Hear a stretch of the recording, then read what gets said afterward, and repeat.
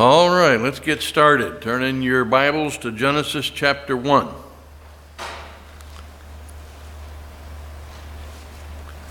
You say, when are we going to get out of Genesis chapter 1? We should be out already. I am terrible at synthesis. I hate synthesis. My brain just wants to totally develop whatever is in front of me, and you can't do that and cover Genesis in the time allotted. So much good stuff has just got to be left on the cutting room floor.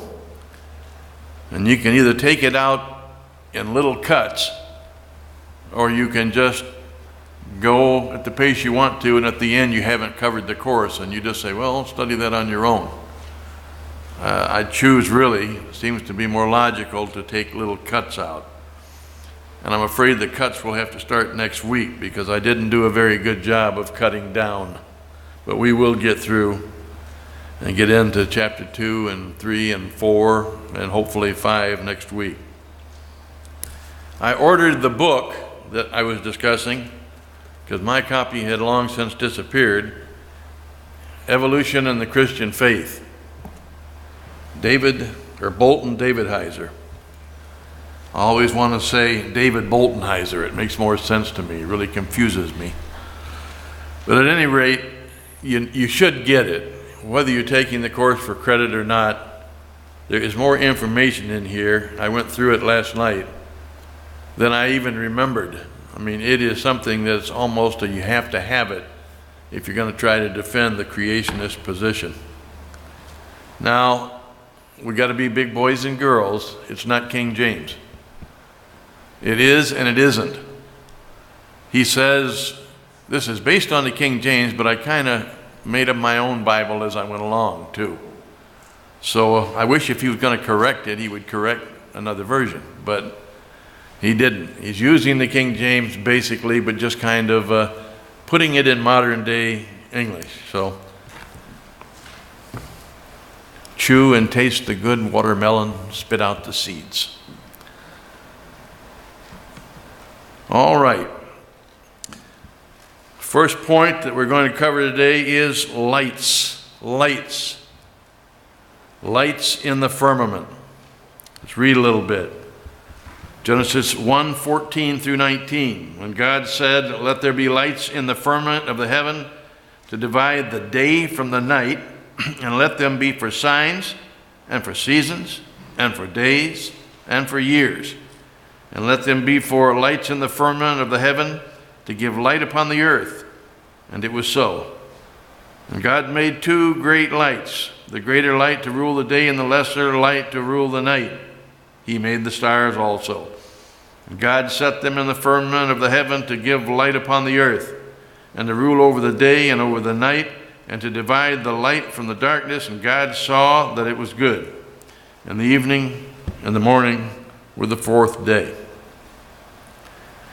Not only did he give the fact that these lights are up there, but he also gives the reasons.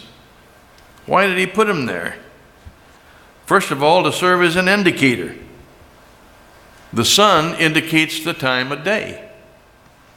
The sun is far spent, the sun is sinking in the west.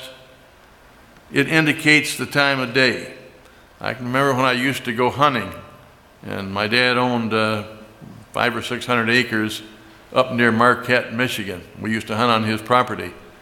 But it was enough property that you had to be careful. He said, when you see the sun below about where you can put your hand up and point, get home, get back to the cabin. You don't want to be caught out in the north woods at 0 degrees temperature, and you don't know where you are. You can get disoriented very easily. So the sun indicates the time of day. The moon indicates the time of month. It's an indicator. The Indian chief says to the white man, you get rifles back by next full moon or yellow-haired woman dies. Okay, you know how much time you have because it indicates it. Then the constellations. The constellations indicate the time of year. I can remember Brett and I used to go up and play hockey up in Inkster every Friday night. It's been a few years now. But we would see Orion, and we would know when Christmas is getting near and when things are going to happen just by where Orion was in relation to 23 North. We could tell the time of year.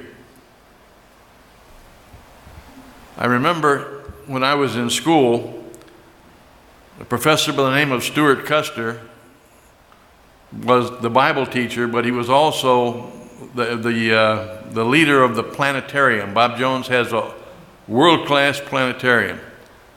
And my brother used to go to it, and I never really knew why. It was always on Sunday afternoon. So finally he said, my senior year, you want to go to the planetarium with me? And I said, no, I'd rather just lounge around the room. Rest, this is the day of rest. He said, you're a senior. How many times have you been? I said, I never have been. Every Sunday they have it. So he dragged me off, forcibly almost, to the planetarium, and it was fascinating. Custer was lecturing, and I still remember the stars of winter was the subject. And I became kind of a fan of studying the skies and the constellations after that. All right, it's to serve as an indicator. It's to serve as an instigator. That is to trigger nature. I'm not telling you anything you don't know, but so very briefly here, the presence of light is crucial for warmth. Warmth. Even if it goes behind clouds, it can suddenly change things dramatically. It's for warmth. Isn't it amazing, the orbit of the Earth? If it had been just a little bit further out, we would have had a permanent ice age. But God knew just where to put that thing so you would have seasons and man could thrive.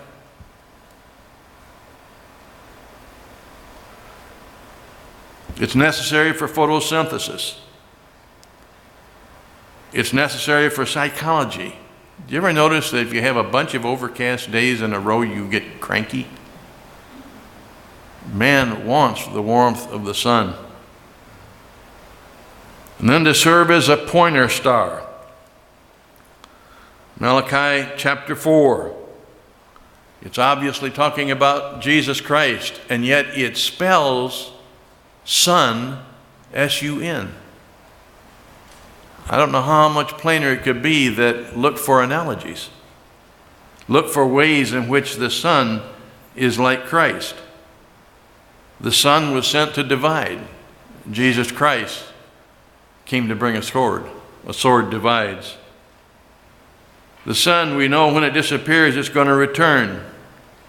Jesus Christ left, but he's going to come back. And his coming back is called a sunrise. He'll be back at the break of a new day. Earth revolves against the sun. Christ was the object of the analogy quite plainly. John chapter 9, verse 5. We are the moon. And the moon is to reflect the luminance of the sun. We reflect his luminance, his glory. Matthew 5:14. Therefore, the Christian is supposed to walk in the light. Realize that the night, or church age, is far spent. He is supposed to put out a light in darkness, Ephesians 5 and 1 Thessalonians 5. The greater generates the lesser, which reflects. Originally, it was a dead rock. That rock has little intrinsic value in and of itself, just as we don't have much value. Let's face it. We visited the family, the Smithsonian, and they had there a moon rock. One of the rocks actually brought back from the moon, and you were able to touch it and say that you touched a foreign object. I didn't find it much different than an earth rock. It was indiscernible. And it wasn't any more valuable, or they wouldn't have been letting us touch it. The moon doesn't have any value until the sun gives it its value.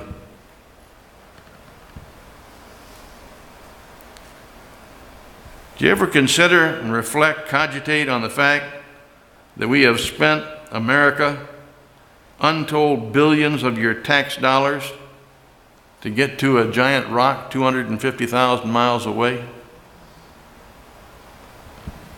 Well, Brother Bartlett, it does some good to try to do that. What is it? Well, the new synthetic material. I can live with the old material rather than billions of dollars wasted, really. Well, what about miniaturization? It makes things smaller. Inventions. Well, what's the real reason? A NASA official said the real mission is to unlock the mysteries of evolution. That's what it's all about. Why do they spend billions of dollars on these space stations and telescopes and deep space probes and all that's going on? Why do they do that? In order to get rid of the influence of a black book, really. A black book that is the basis of our culture, and they're trying to change our culture. Another said, to prove our assumed truths. Assumed truths, they're not truths if you have to assume them. So why do you claim that you know the answer already and then go out and try to prove it? Yet another said this, to give us answers as to how the universe began. I thought you guys knew. No, they don't know. They're still trying to prove it.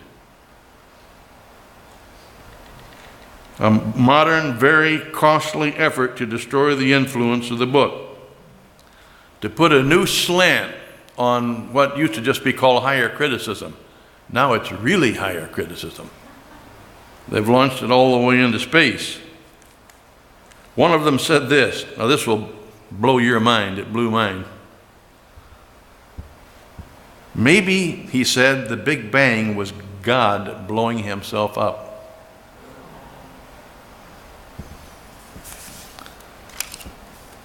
That way the theistic evolutionist boys are accommodated. The Nietzscheites are happy. The pantheists are vindicated. The master clockwinders are on board. The humanists, having dragged God down now, leap to the head of the class and I guess are shouting, we're number one.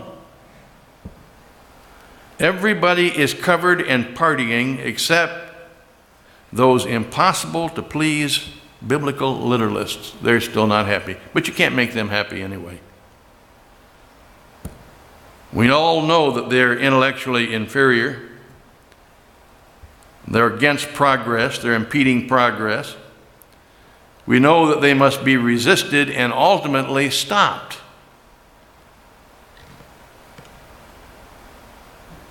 Every day, in every way, we're getting better and better. Well, I hadn't noticed. Seems like the world is pretty messed up. And then, notice the phrase, verse 16, he made the stars also. He made the stars also. Spends all this time on the earth, and he just says he made the stars also. In other words, he's weighing the stars against the earth, and the earth gets a lot more attention. I mean, what sweep, what terse embellishment. The incubator, earth, is detailed, but the rest of the universe dismissed as a mere trifle for an omnipotent triune creator, Genesis 18:14. Stars. Stars. Some of them dwarf our sun, which dwarfs our earth. He spake them in less than 24 hours. And not only did he speak them,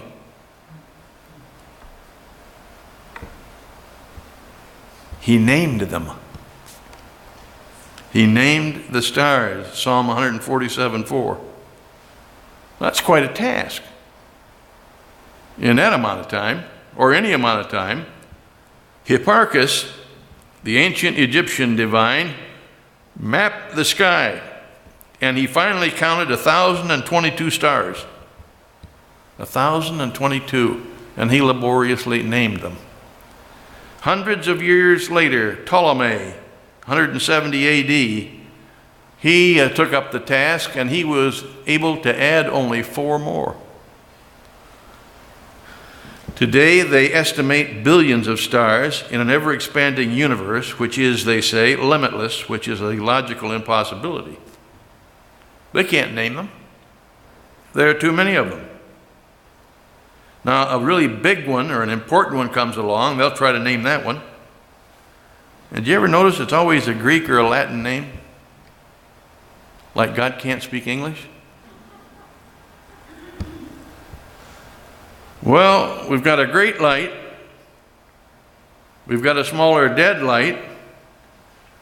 We've covered the twinkle lights, twinkle, twinkle, little star, all those stars out there.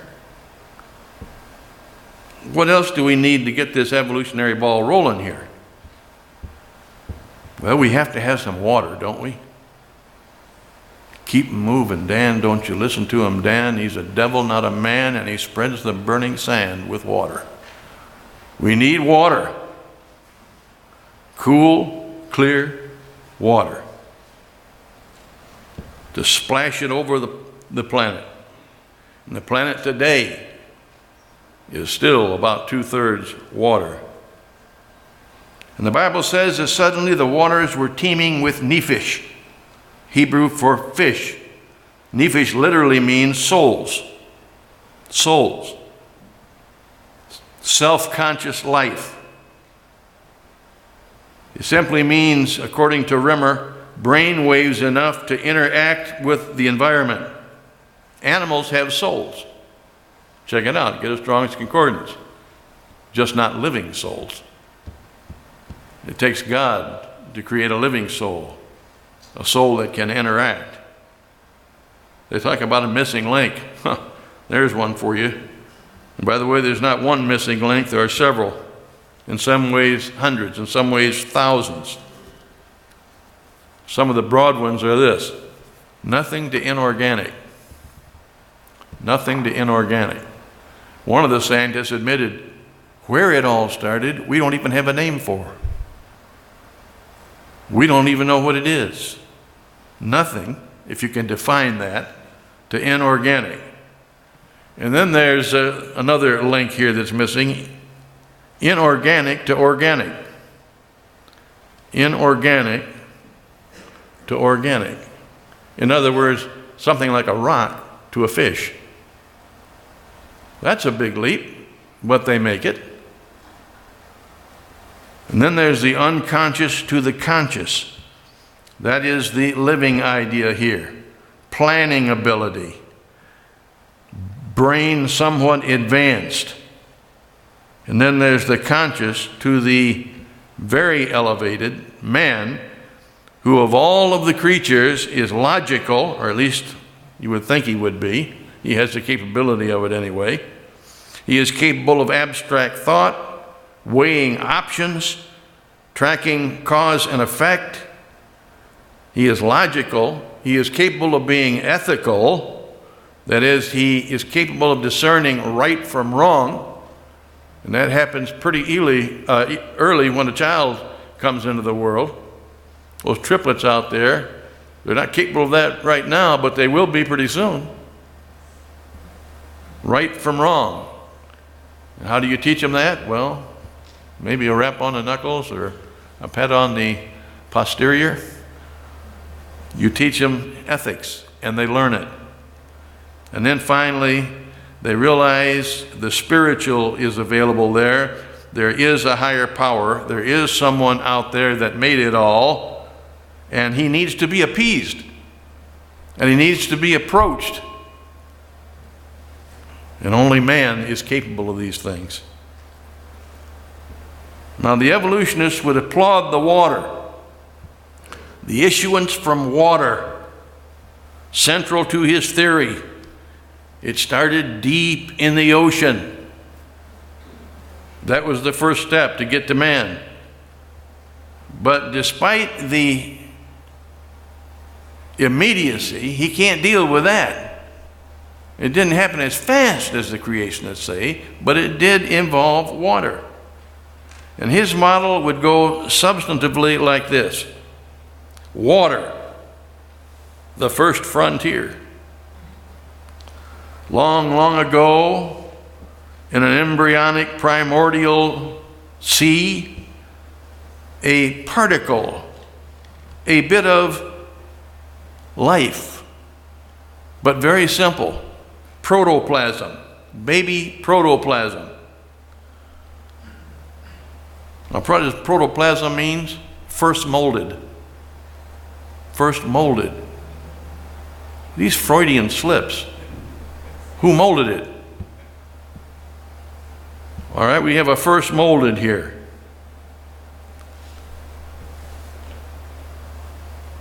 Who was the molder? But I digress. Said molded little single-celled rascal, pushed by an unknown current through these primordial waters, these pre-Cambrian times, is going to be pivotal to all of galactic history.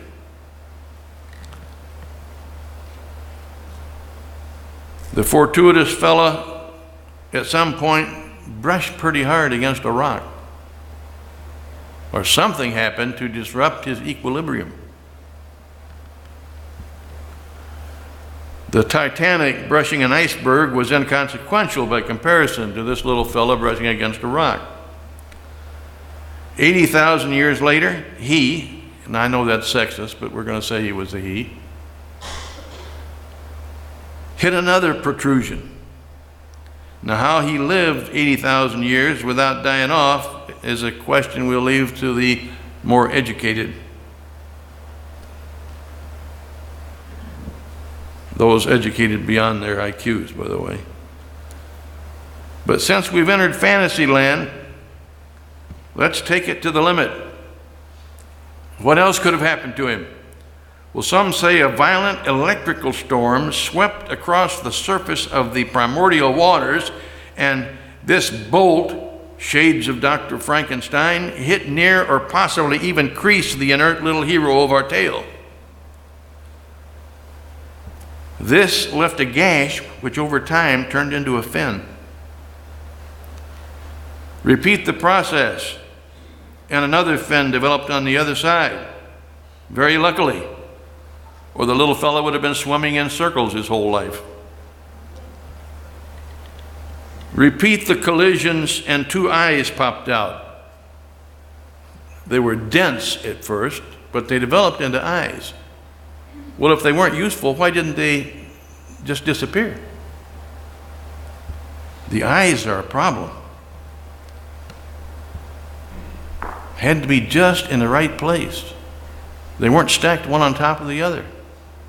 There wasn't one in the front and one in the rear. They were just placed in the right place.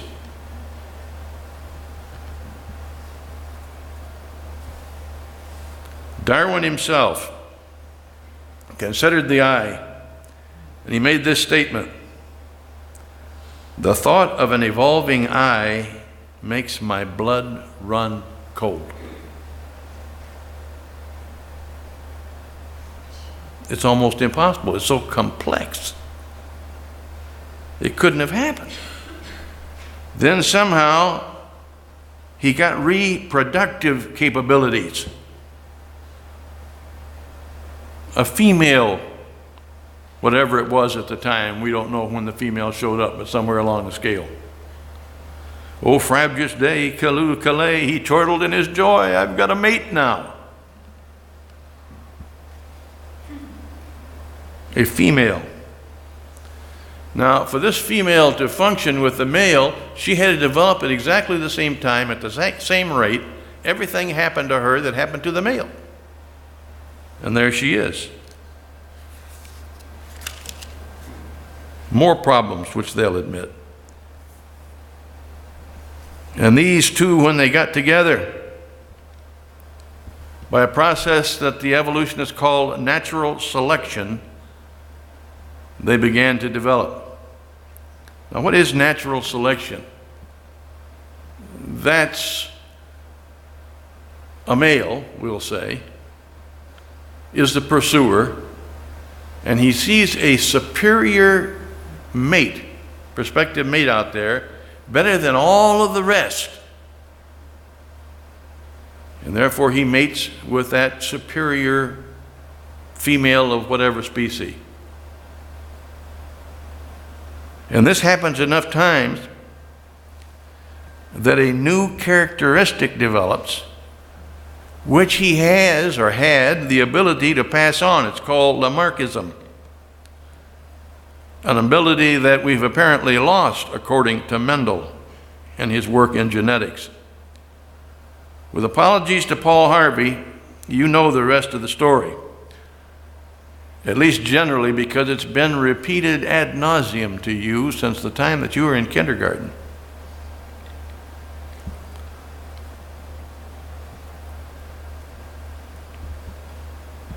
This little guy developed into several stages, and finally he decided he would leave his ocean birthbed. He made the decision that he would develop lungs and eventually a tail to facilitate swinging through the foliage with his cousins in simian family units. More time ticks off, and he apparently tired of arboreal exercises, so he jumped down, shucked the tail, stole a suit of clothes, and is presently teaching anthropology at the University of Michigan. Now that's the tail. You say, well, you poke fun. That's not very intellectual, what you just did. I don't care. That's what they teach. Stripped of the jargon, stripped of the Latin and Greek, that is exactly what they're teaching. And it's called higher education.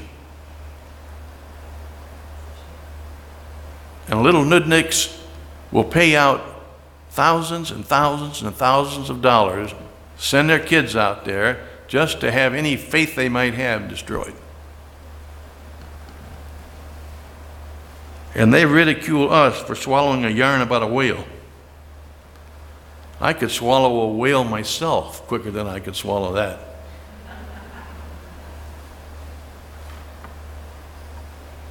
Now they've been at this campaign, this propaganda campaign, long enough to drive out most of the opposition. The opposition, the little that there is, will be in churches and Christian schools. And even some of the Christian schools have gone soft on the topic, by the way.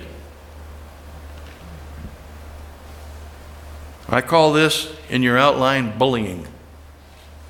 Bullying. It's gotten to that point. They won't listen to counter arguments anymore. They won't hold a dialogue with conservatives any longer. They bully you. There are certain things that you have to accept when you go to college these days, and if you don't, you're probably going to get messed over by your professors. What are they? Well, socialism. You better accept that. I mean, capitalists are not welcome on most of these campuses any longer. Internationalism. They don't like you to wave the flag and be a nationalist. They don't like that. Sex neutrality.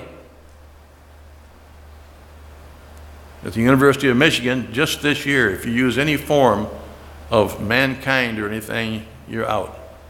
You get one warning and then you're out.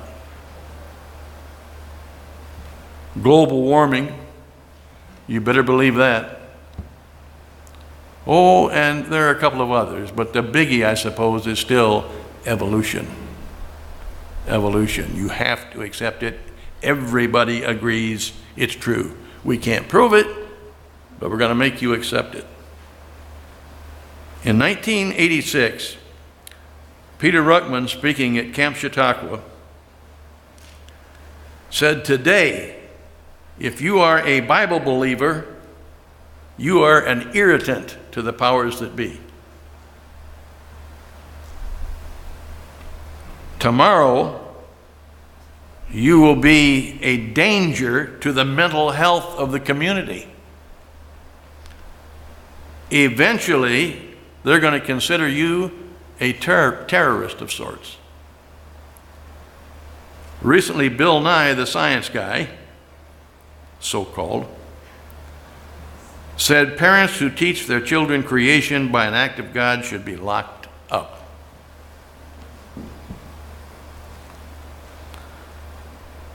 I'm more worried about the war on conservatives and their freedom and their ability to use their book, for instance, to evangelize, than I am even the Muslim terrorists. If we fall, it'll be from the inside. Take this book out of our culture, and their youth will be logically prodded down many side roads leading to dead ends, error, pain, waste, rebellion, rejection, destruction, alienation, and judgment. They'll never have a chance. They'll never hear the truth. And ultimately to a splash down in a molten, reserved reservoir somewhere in the universe. Oh, now, Dr. Bartlett, surely you don't really believe in the Revelation scenario of a lake of fire, do you? Hey, what I believe is all of it or none of it. All of it or none of it. If it's in there, I believe it. The next clear night, away from city lights, look at the spangled sky and ask yourself, did that just happen? All those stars out there in that vastness, did that just come from nothing? Or did an all-powerful being start it, direct it, and do it? And if you decide to go with God, I implore you, you say we're all on the same page here, we're all fundamentalists. Well, maybe, maybe not. Don't stop there. Don't stop there. If he is the creator, or more theologically directed the Son to create, he further then sent his Son to make an offer to you of salvation and have you let God do a miraculous, instantaneous work in your heart. If you stop short of Calvary, even if you're gun barrel straight and you're a creationist and you've accepted that there is an intelligence, intelligent design, an intelligent being out there who directed it, but you stop there. You know Einstein stopped there? Einstein believed that much?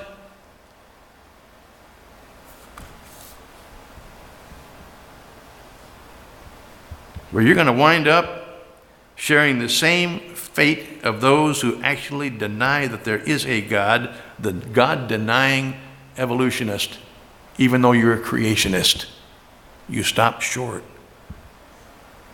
That's the biggie, man. Have you been to Jesus for the cleansing power? Are you washed in the blood of the Lamb? All right, thirdly, man, the dominator of the domicile.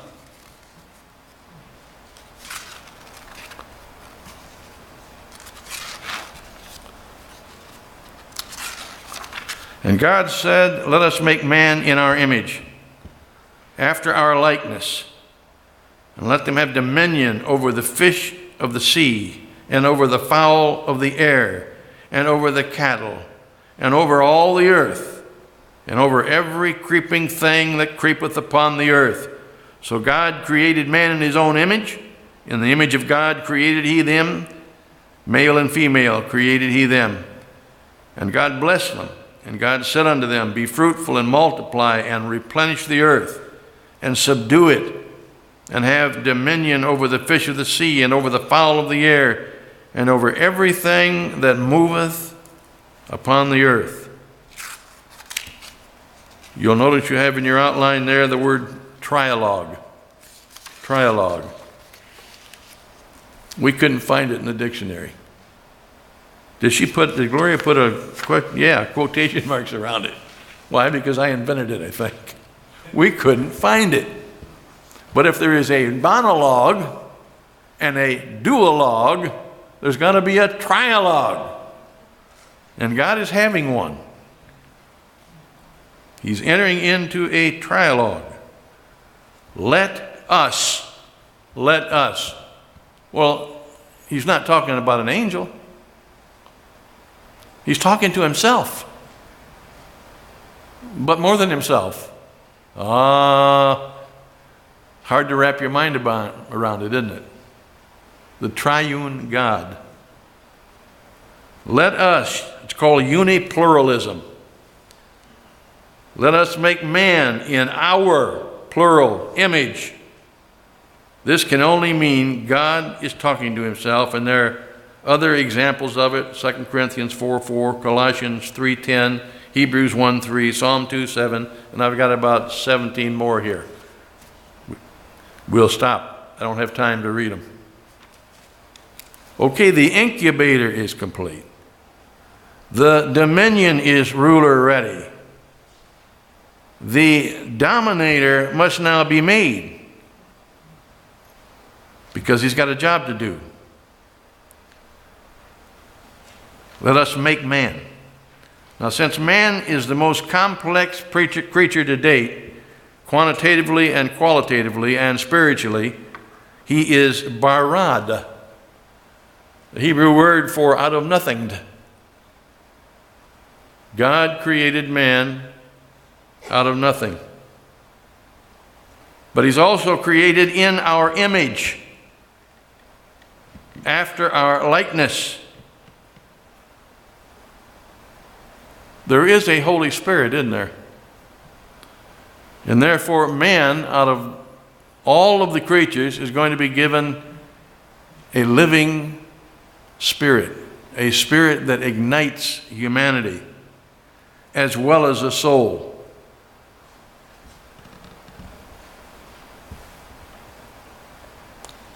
He is from the earth. What is the earth in Hebrew? Somebody want to help me? Adamah. Adamah. So he's called Adam because he's earthy. And man is actually made up of earthy elements. When I was in college in the Neolithic age, I guess this would have been 1962, I was in biology under Dr. Blow. What a name for a teacher, huh? Dr. Blow.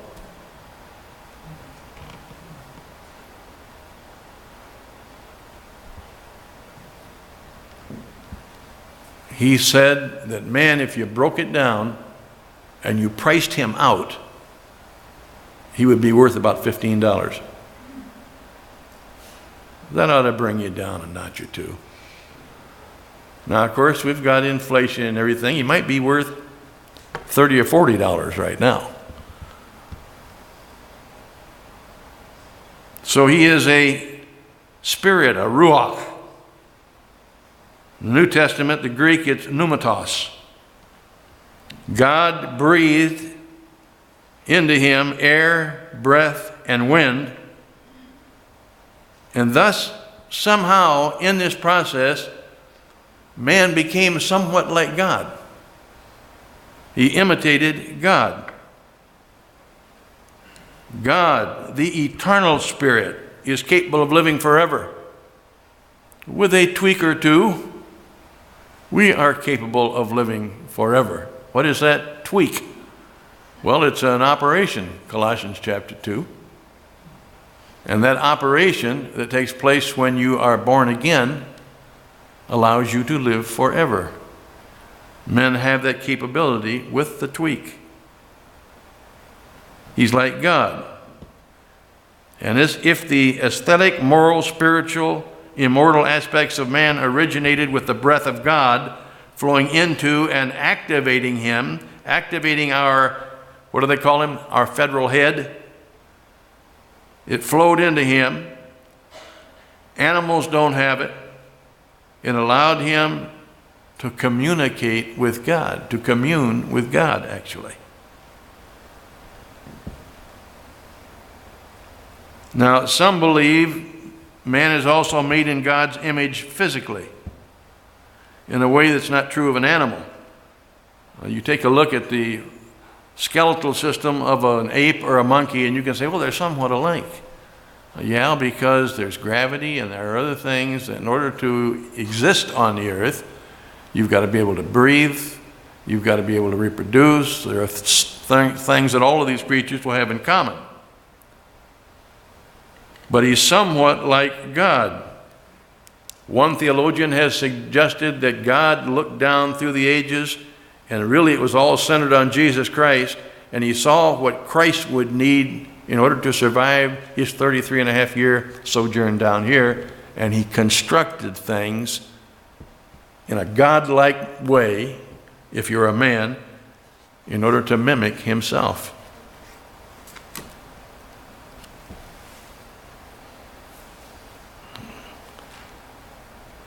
Man, somewhat like God. Somewhat like God.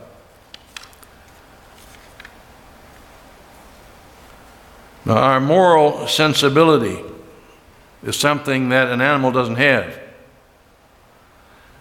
Our civilized behavior is something most of the animals don't have. I love to go to the zoo once or twice a year, and I love to watch the silverback. I'm telling you, he is one mean cuss. All of the others give him a wide berth. And if we came from an ape or a gorilla, boy, oh boy, we got a mean streak in us that won't quit. And he is not capable of any nobler activity. God put in us the capability of a nobler activity. We're seeing some of that in Texas. We'll see it in Florida. Not that man is innately good, because he is not. But he has that capability of somewhat mimicking God. He also was given speech. And no animal has the crucial faculty of speech beyond imitation. Now, you can take your dog and in a Pavlovian way, you can get him to do certain things, to react. You say, well, he communicates with me. He does he? Well, you go home this afternoon and you get Fido in your living room and you give part of this Sunday school lesson. What do you think, Fido, about uniformitarianism?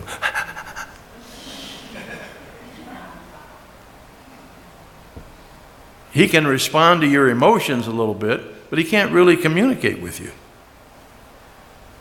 You can talk. And only God could provide that. Where did that come from?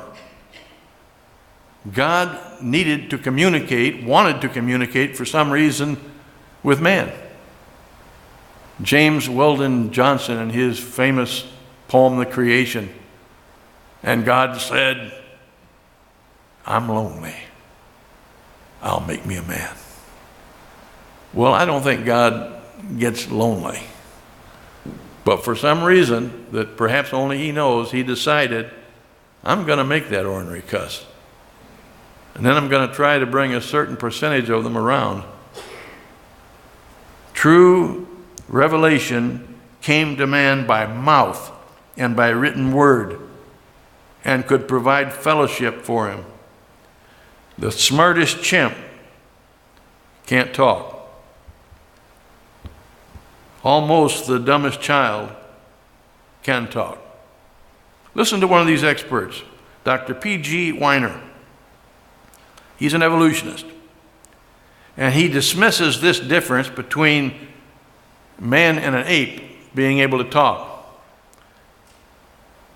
And he says this, it's inconsequential. It just happens to be man's advantage of a built-in mechanism. Man's advantage of a built-in mechanism. Now consider that. What is this mechanism? Who built it in? Spontaneous combustion? Who built it in? It has to be God. He's actually making an argument for God.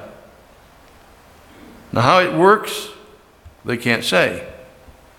But it is obviously part of the image of God that reminds man he once communed with his Creator, Genesis chapter 3, and should be reconciled with him by calling, he's been given the ability to do that, on his name, Romans chapter 10. And if he does, he can experience that operation we were talking about. And he can find true completion and happiness and a fulfilled destiny through eternity.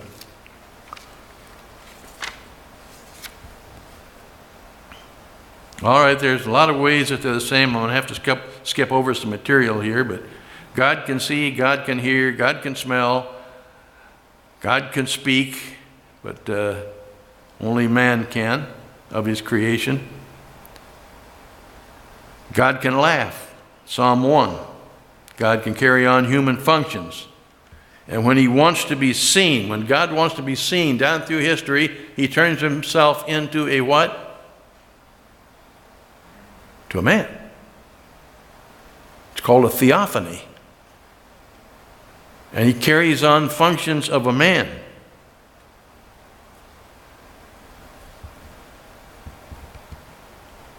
And then finally one day, God wrapped his Son, or that part of his triuneness, in flesh and sent him on a mission to earth.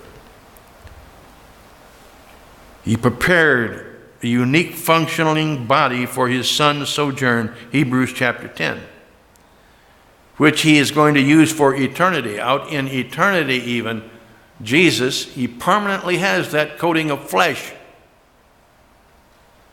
Revelation chapter 5. And perhaps the prepared body was not so much to match man again, but the necessities of the Son to be on earth in order to provide salvation, Philippians 2, 6 through 8. Let us make man, Adamah, from the earth. I need to forge ahead here. I'm running out of time. I've got a few pages left here. We're not going to get them all. I'm frustrated. Let him have dominion. Dominion comes from a Latin root, the same root as Anno Domini, the year of our Lord. In other words, let him have lordship. Man is the Lord of all he surveys, up to the height of the eagle's flight, according to the Word of God. Despite what Hollywood will come up with, man has the dominion. Do not lose any sleep over this turning into the planet of the apes. It is not going to happen. Dominion wasn't given to an ape. Nor will we be taken over by ants, bees, bats, buzzards, or anything else, despite Alfred Hitchcock and the Hollywood guys. Now, we may be visited again by extraterrestrials, but we won't be taken over unless you consider human beings that were saved that went up are going to come back down and invade Earth and take it over for 1,000 years. Now, that's a wild thought. Where did I get that? Oh, you know where I got that. Now, when you reverse the order, God, man, animals, you get heresy. Whether the order now puts a calf on top, Egypt, a cow, India, a falcon, Mesopotamia, a fish, Philistia, the only thing over man is God. That's it. Therefore, try to appease him. Try to please him. Try to embrace him.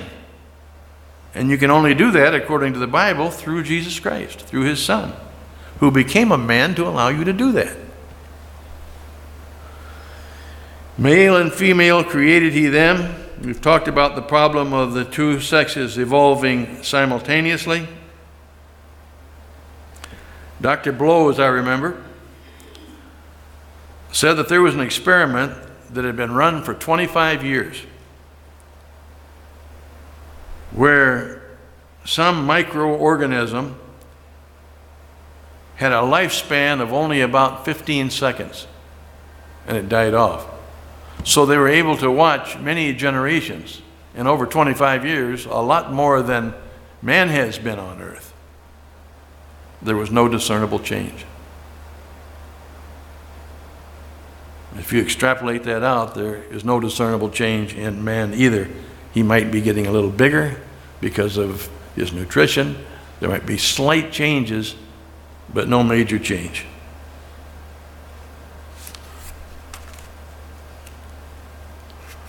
I want to get to the cavemen here before I let you go.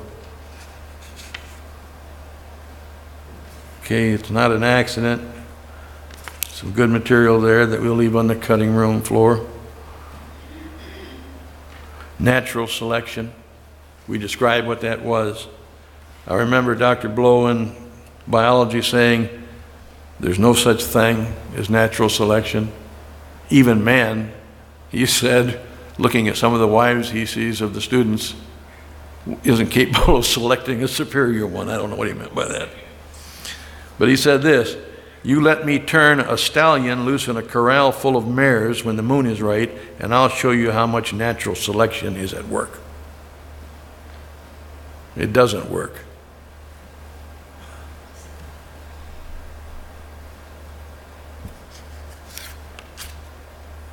Ah, yes, skullduggery. Man is not an accident. Skullduggery. What is that? The study of fragments of bones that have been discovered, and then you ascribe a name to that fragment after you take plaster of Paris or something and reconstruct a whole human being out of what you found. And if you study what they found in order to construct these things, it's not very inspiring. Ah, these animals, cavemen. There were so many cavemen at one time.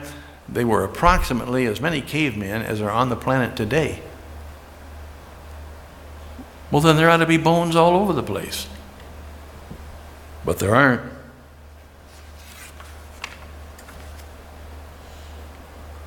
Some of these men, let me just run through them, a couple of them. Peking man, Sinanthropus pekenicus, also Homo erectus. Well, they were supposed to be the missing link to start with. And then they were discovered that they built fires, that they made tools. And when the Japanese invaded China, an attempt was made to smuggle the remains out of this find that was there of Peking man, and he disappeared, so they couldn't run tests on him. Oh, there are some others.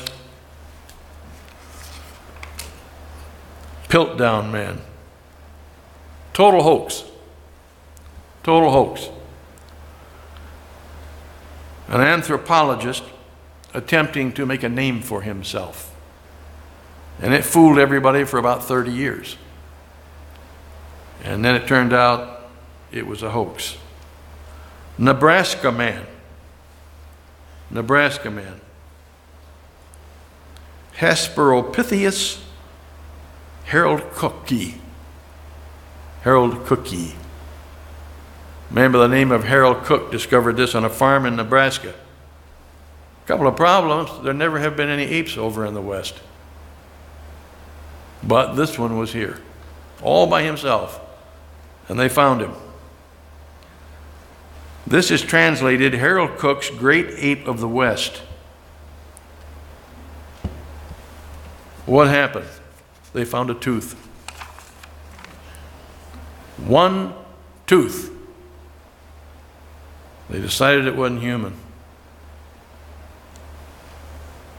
But they needed corroboration, so they went back to the same place. They sent a team of experts onto this farm. But the farmer wasn't too pleased when he found out they were trying to disprove the Bible. He kicked them off his farm. They went over to the next farm, crossed the fence, and started digging again. And lo and behold, they found another tooth and a fragment of a jaw. This was claimed as, we have found the oldest Homo sapien. Here he is, right here. This is famous. It's going to put this place on the map. After running a battery of tests for years, they discovered it was the tooth of, get this now, a pig.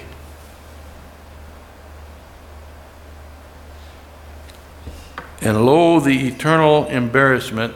This thing had already been categorized. So this was known as Harold Cook's pig. A fraud, a total fraud. Got some more. I'm out of time.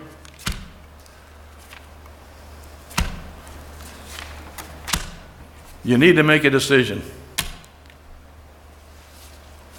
If you're not fully committed to the creationist position, and there may be a person or two here that isn't, they're quiet about it, but they've swallowed some of this in college or wherever. Could be. Could be. You need to make a decision.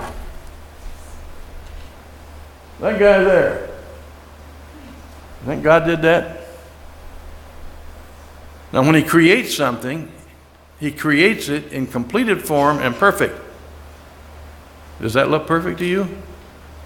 You have to make a decision. If you say, I'm not going to do it, you're in big trouble. If you say, I'm not sure, you're in big trouble. If you say, I don't believe it, you're in big trouble. If you say, I believe in the creationist position, but you stop short of accepting Jesus Christ, you're in the same trouble as everybody else. Get yourself a King James Bible, read it and believe it. But what do you need to please God? Without what? Faith. Without faith. Does it take a little bit of faith? Not much if you study the Bible, but it does take a little bit. But if you want to please God, that's what you need to do. Okay, you're dismissed.